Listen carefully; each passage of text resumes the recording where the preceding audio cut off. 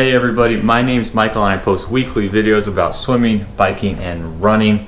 It is Sunday and the last day of my recovery week. In this video, I'll be sharing with you 4 of my tips so you can get the most out of your recovery weeks as well. So stay tuned. Here we go.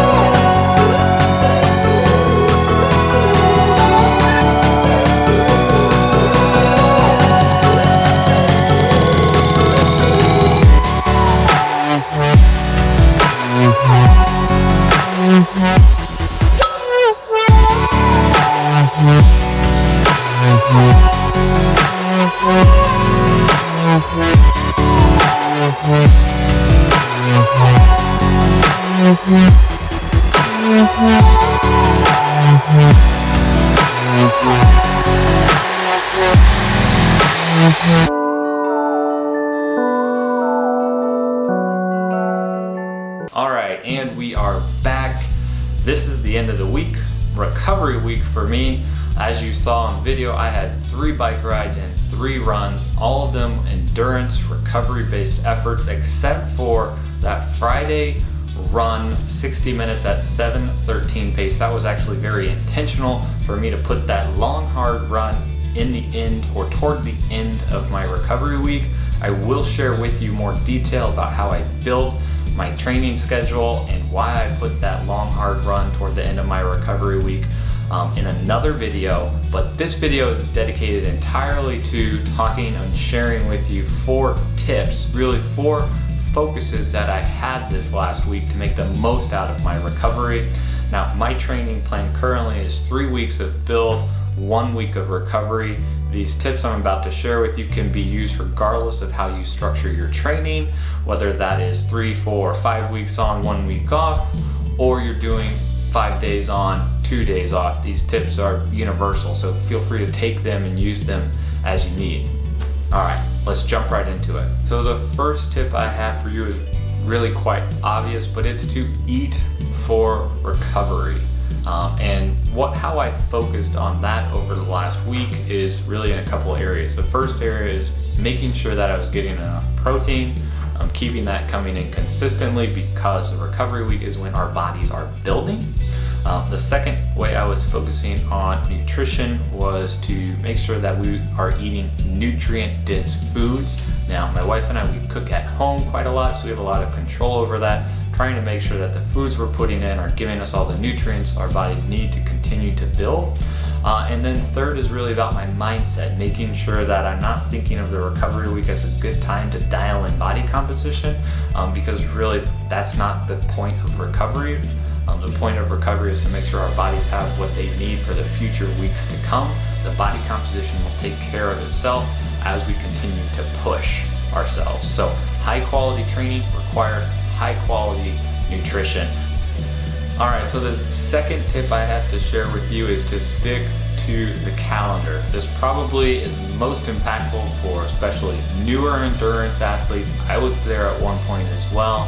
What I mean by this and how I focus on it is to make sure that I'm following my calendar and going easy when the calendar says to go easy, and not push up an endurance-based workout into something more like sweet spot or tempo, and really sticking to what the prescribed workout effort levels are of every single workout. Now, why this is so important is because you really want to make sure that your recovery week is staying a recovery week and it's not turning into something else.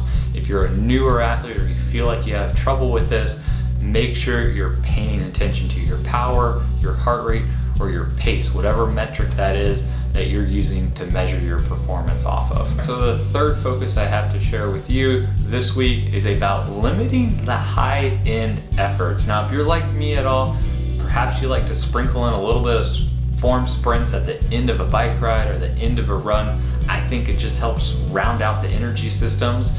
I don't do this at all in the recovery week. I limit it completely. Also, I typically do a couple strength training sessions throughout the week. During a normal build week, again, I eliminate those completely. Now, on the strength side, if you feel like you still want to get some activation, feel free to do some of your normal lifts with extremely low weights, or even consider doing them body weight exercise only. I do body weight only exercises during my recovery week. I feel it gives me the activation, but I obviously don't build up any fatigue or wear and tear from it. The fourth and final tip I have to share with you about how to make the most out of your recovery week is to do the little things. And to everyone, that probably means something a little bit different, but how I focus on the little things during the recovery week are really in three areas. First up, the core exercises. Secondly, stretching, and then third with the foam roller. So make sure I'm doing those. Typically, I probably do those about 60 to 70% of the time during a normal build week. During the recovery week, I'm trying to hit those up every single workout. Hitting the core, hitting the foam roller, hitting with the stretching bands, doing a little bit of each of those every single workout really helps make sure that I'm ready for the build weeks to come and I come back quickly and healthy. All right, so that's it. Those were the 4 ways I was focusing to make the most out of my recovery week. If you feel like I've missed something and you want to share it below, please do drop it in the comments box. I'd love to hear from you what you're doing to make the most out of your recovery weeks. Also, if you haven't already, make sure to hit that subscribe button because there is a ton more swim, bike, and run related content to come. And if you don't know how many steps are in the Hancock building, make sure to watch this video here from the race announcement where myself and 30 other associates from Lockton are going to be climbing that building in less than 30 days. Thanks, everybody.